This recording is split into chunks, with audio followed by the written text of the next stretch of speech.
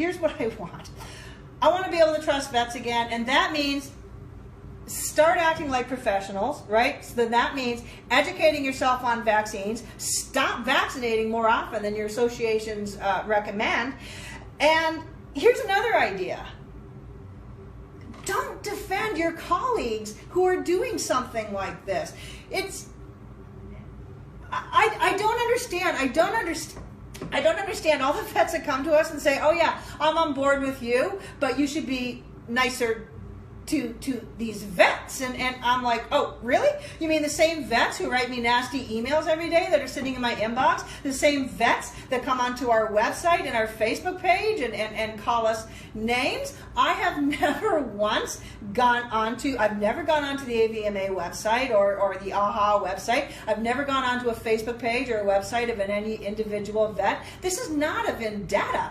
This is about protecting animals who I love a lot and helping you guys to never have to suffer the guilt of knowing that you've given your dog a preventable disease and it was done by somebody that you thought you could trust. All right? I don't want any of you to have to live with that. So that's my challenge to veterinarians. You are going to see this content a lot, and trust me, this is going to make you better. It's going to make you better. But it will only make you better if you're willing to stand up and say, yes, some of my colleagues are vaccinating way too often and they shouldn't do that anymore. But how do you think it makes you look as a profession when you just come back with, oh, have you ever seen a puppy with parvo? And by the way, I have. I had, this is not, I will never tell anybody how often to vaccinate and whether they should vaccinate or not, ever. But I had a puppy who was unvaccinated for parvo, get parvo.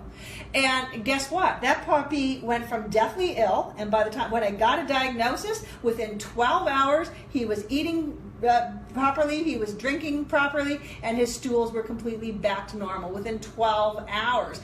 That is a strong immune system, and that is something that you can't get through vaccination.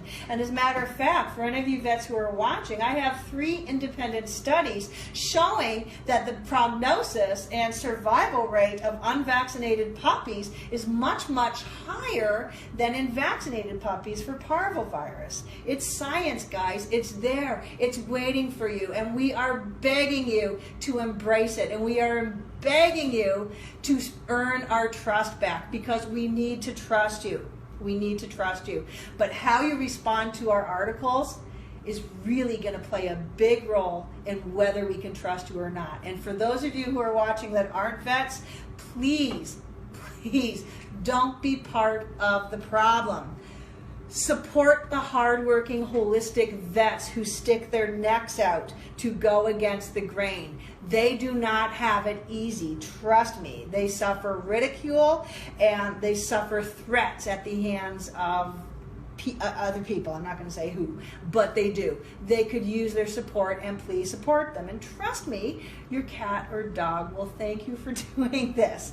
As long as we are giving money to vets who over-vaccinate, even if we don't personally over-vaccinate our dogs, as long as we are giving these vets our money, we're saying that's okay what you're doing. We advocate what you're doing, and we are so for what you're doing that we're willing to put our hard-earned cash behind it. So if you feel as passionately about this as I do, it's time to put your money where your mouth is and start supporting the holistic vets that know this science and understand this and are actually follow the AHA recommendations. It's not a lot to ask. So veterinarians, I'm sorry this is harsh, but it's not. It's just frustration. We want to trust you. We want to work with you. And when and how that happens is completely up to you. But I would say the first step is in how you respond to these articles. And again, trust me, you're going to be seeing a lot of them. So get used to them. Thanks, everybody, and have a great Monday.